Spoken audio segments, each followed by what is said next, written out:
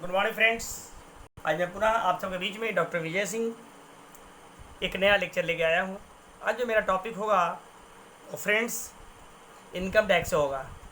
Income tax यह विशेष रूप से हर व्यापारियों, हर इनकम जनरेट करने वालों के लिए इम्पॉर्टेंट है। विशेष रूप से कॉमर्स के क्षेत्र में बीकॉम सेकेंड ईयर, एमकॉम और तमाम क्षेत्रों के लिए यह इनकम टैक्स का विषय, एमबीए के लिए, बीबीए के लिए यह इनकम टैक्स एक विषय वस्तु है। आज मैं उसी पर चर्चा करने के लिए आया हूँ। जो मेरा टॉपिक होगा तो टॉपिक का नाम है आयकर, इनकम टैक्स। इनकम टैक्स अभी हम जाने कि इनकम टैक्स है क्या, आयकर है क्या। आयकर जैसा कि आप सब जानते हैं, आपको इंट्रोडक्शन में जहाँ तक हमारा बात है कि इंट्रोडक्शन को अगर हम व्यक्त करेंगे तो इनकम, आयकर, जो आय पर लगने वाला कर, आय पर जो कर लगता है, इनकम टैक्स वही है।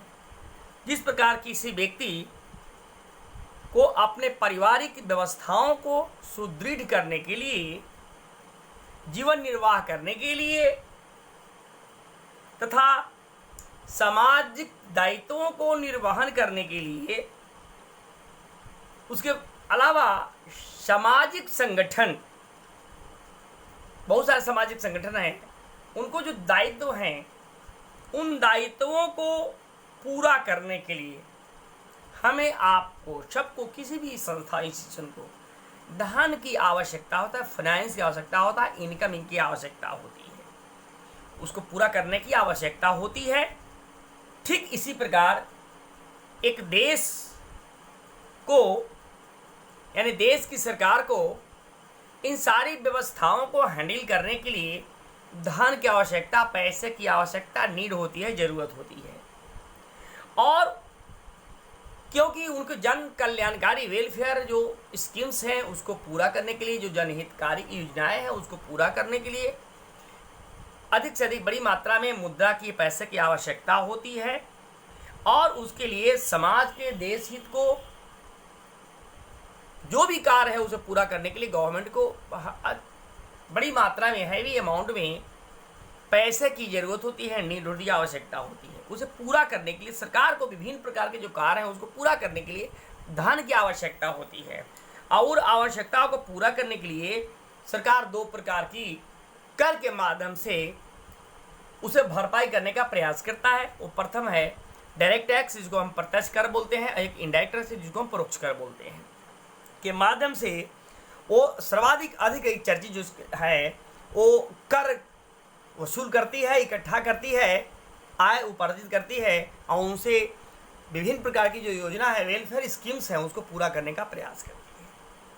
तो मैं इस तरह के इंट्रोडक्शन में करता हूँ कि प्रायः मैं ये देखता हूँ कि सरकार, प्रत्येक वर्ष सरकार बजट पेश करती है। सरकार के वित्त मंत्री हर साल फरवरी के फर्स्ट को सरकार अपनी वित्तीय व्यवस्था को ठीक करने के लिए बजट पेश करती है।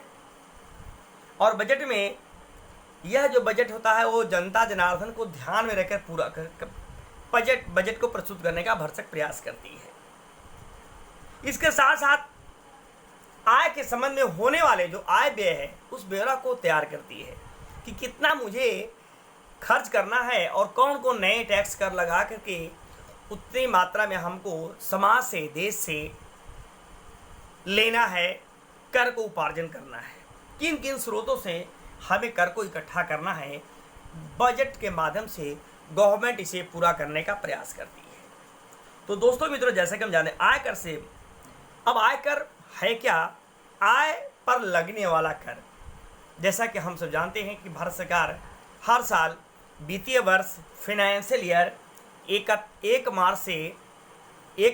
अप्रैल से 31 मार्च तक जो वित्तीय वर्ष है उसके द्वारा अपने वित्तीय गतिविधियों को भरसक पूरा करने का प्रयास करती है और अधिक से अधिक आय कर नीति के माध्यम से उपार्जन करने का प्रयास करती है। उस कर के माध्यम से जो इनकम जनरेट करती है उसके माध्यम से जो सरकार की दायित्व है, लायबिलिटीज है, ड्यूटीज है, उसको निर्वहन करने का भरसक प्रयास करती है। इस प्रकार सरकार की जो सीमा है, जो वृद्धि, इनकम में वृद्धि करती है, उसके साथ कर को बचत करती है और उसके लिए करने के बहुत सारे कटौतियाँ हैं उसको भरसक पूरा करने का प्रयास करती है। इसके साथ साथ सरकार क्या क्या जनता को राहतें देती हैं, कितना फ़ायदा मिलती है कर लगाने से और कितना जनता को नुकसान होती है, उस पर गवर्नमेंट के विशेष रूप से विशेष ध्यान होता है। अब हम चर्चा करेंगे फर्स्ट ऑफ ऑल कि कर क्या है, व्हाट इज टैक्स।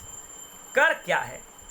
कर का दायित्व हर व्यक्ति का एक दायित्व, जिस तरह की दायित्व होता है उसी प्रकार गवर्नमेंट की भी एक दायित्व होती है, सरकार की हमारी दायित्व होती है कि कर किसकी गणना किस प्रकार किया जाए और कर का वसूल किस प्रकार किया जाए, जो अधिक से अधिक मात्रा में समाज से इनकम को जनरेट किया जाए, आय को उपार्जन किया जाए, फाइनेंशियल स्ट्रांग किया जाए, कोष को पूरा किया जाए।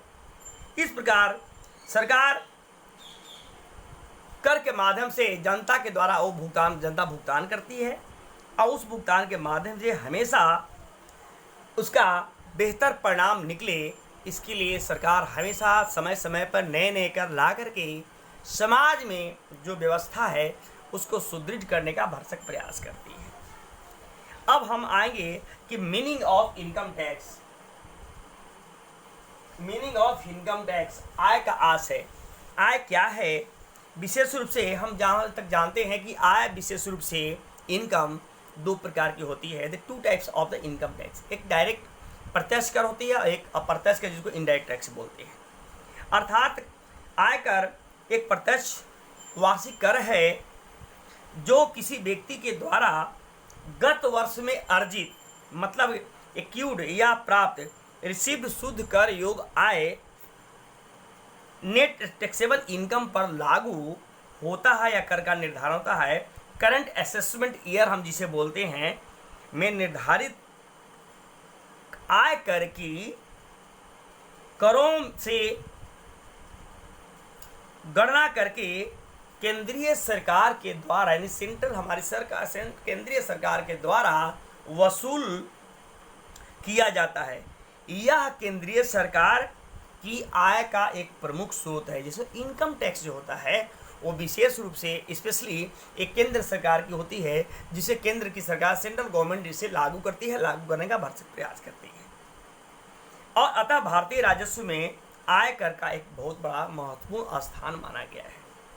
अब आता है कि आय कर किसके द्वारा चुकाया जाता है, हु लायबल टू पे या हु इज लायबल टू पे इनकम टैक्स। ये जो आय कर लगता है, यह आय कर किसके द्वारा पे किया जाता है? दोस्तों मित्रों जानते हैं, ऐसे भारत के प्रत्येक व्यक्ति या नागरिक एवं हिंदू अविभाजित परिवार, हिंदू इंडिविजुअल फैमिली के द्वारा जिसकी गत वर्ष की कुल आय कर मुक्त आय की अधिकतम सीमा से अधिक होने पर इस अधिक आय पर आयकर चुकाया जाता है। इसके अतिरिक्त आयकर फर्म, जैसे कोई फर्म हो, कंपनी हो, सहकारी कोऑपरेटिव सोसाइटी हो, व्यक्तियों के संघ एसोसिएशन ऑफ पर्सन्स तथा व्यक्तियों के समूह बॉडी ऑफ इंडिविजुअल के द्वारा भी कर चुकाया जाता है। अब आता है कि आयकर विभाग इनकम टैक्स डिपार्टमेंट। आयकर विभाग मतलब आयकर एक डिपार्टमेंट है जहां से विभिन्न प्रकार के आय का निर्धारण किया जाता है, नीति का निर्धारण किया जाता है, कर वसूल किया जाता है और वो वसूल करके देश की विभिन्न योजनाओं, जो स्कीम्स गवर्नमेंट की है, 5 ईयर एलियन प्लान्स, उसको पूरा करने की भरसक प्रयास करती है। यानी एक करदाता की कर योग आय, उस कर की गणना करना तथा उस कर की राशि को वसूल करने का कार्य एक पृथक विभाग के द्वारा, एक अलग डिपार्टमेंट है। जैसे हर डिपार्टमेंट, रेलवे का अलग है, एग्रीकल्चर डिपार्टमेंट है, फाइनेंस अलग है, उसलिए ठीक it is the same income tax department भी है, जहाँ इनकम वसूल करके, टैक्स अधिक से अधिक मात्रा वसूल करके देश की विभिन्न योजनाओं को हमारी सरकार के द्वारा पूरा किया जाता है या करने की प्रयास की जाती है। और यह केंद्रीय सरकार की एक प्रत्यक्ष डिपार्टमेंट है, विभाग है, जो केंद्रीय board, central board of direct tax के नियम के तहत कार्य किया जाता है। यह विभाग केंद्रीय सरकार के वित्त मंत्रालय, finance minister of central government में या मिनिस्ट्री ऑफ फाइनेंस के द्वारा के अधीन यह कार्य करता है या उसके अधीन होता है। अब आती है आयकर की प्रमुख विशेषताएं, the silent feature of the income tax. अब हम आएंगे silent feature of the income tax. अब हम देखेंगे कि इनकम टैक्स की विशेषताएं क्या क्या है। जैसा कि हम जानते हैं आयकर एक प्रत्यक्ष कर है, आयकर एक प्रत्यक्ष कर है। इनकम टैक्स या डायरेक्ट टैक्स, ये डायरेक्ट प्रत्यक्ष कर यह वह कर है जिस व्यक्ति पर इसे लगाया जाता है, अंततः उसी व्यक्ति को इसे अदा करना पड़ता है, चुकाना पड़ता है। इस प्रकार हम कह सकते हैं कि यह जो इनकम टैक्स है वो क्या है, यह प्रत्यक्ष कर है। सेकंड आता है, सेकंड क्या है कि कर मुक्त सीमा। एक कर मुक्त सीमा अर्थात आयकर अधिनियम के द्वारा करदाता के शुद्ध कर योग आय का निर्धारण करके यह निर्धारित हिस्सा कर से मुक्त होने का उसमें उल्लेख होता है। अर्थात जो सरकार ने वित्तीय वर्ष में टैक्स बनाती है, आय खंड बनाती है, उस आय खंड के आधार पर जितना गवर्नमेंट निर्धारित करते हैं, यदि उससे कम है या अधिक है या कम है तो कर मुक्त कर दी जाती है। नेक्स्ट है आय कर प्रत्येक करदाता द्वारा देय है, यानी इनकम टैक्स भारत के प्रत्येक नागरिक के द्वारा यह देय माना जाता है, चाहे आप प्रत्यक्ष कर के रूप में देखें या अप्रत्यक्ष के रूप डायरेक्ट या इनडायरेक्ट टैक्स के रूप में आप देखें, आप अदा करते हैं, चुकता करते हैं। प्रत्यक्ष कर जिसे जिस व्यक्ति पर लगाया जाता है, अंततोगता वही व्यक्ति उसे चुकता अदा करता है। इसे करापात के नाम से भी जानते हैं और कराघात भी जानते हैं।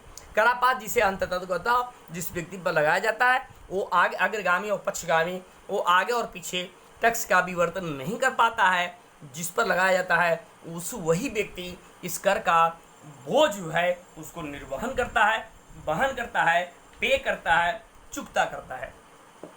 नाउ नेक्स्ट है आयकर का भुगतान चालू कर निर्धारण वर्ष से किया जाता है।